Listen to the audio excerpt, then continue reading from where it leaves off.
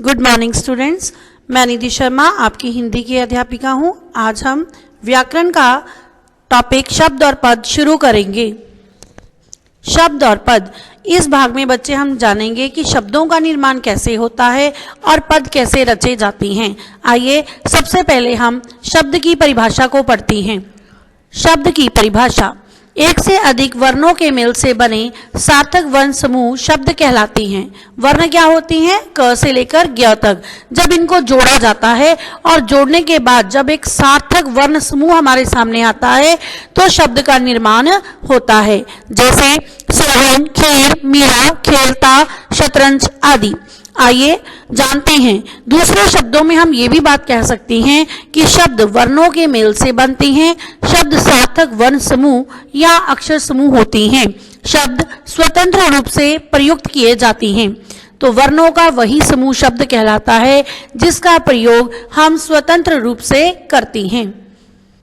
उदाहरण के तौर पर यहाँ पर कुछ उदाहरणें दी हैं, इनको पढ़ती हैं।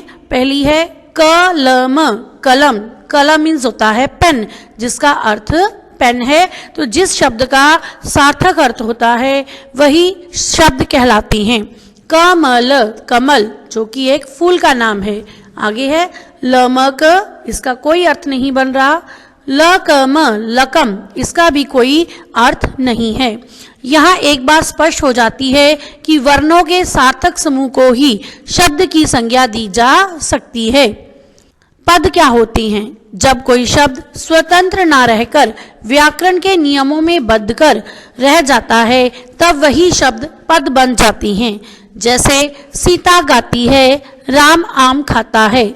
यहाँ पर बच्चों सीता, राम, आम आदि शब्द वाक्य में प्रयुक्त होकर पद में परिवर्तित हो गए हैं, इसलिए ये शब्द पद का रूप धारण कर लेते हैं। आइए अब हम शब्द और पद में अंतर समझते हैं। शब्द वर्णों की स्वतंत्र और सार्थक इकाई है।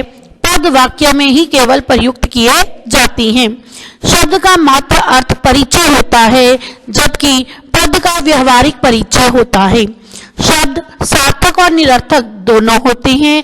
पद वाक्य में अर्थ की ओर संकेत देते हैं।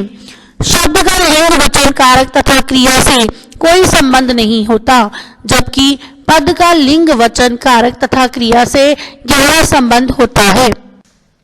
बच्चों ये आपका गृह कार्य है। ये दोनों प्रश्न आपने अपनी उत्तर पुस्तिका में करने हैं।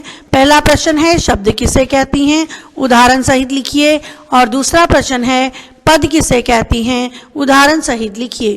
धन्यवाद बच्चों।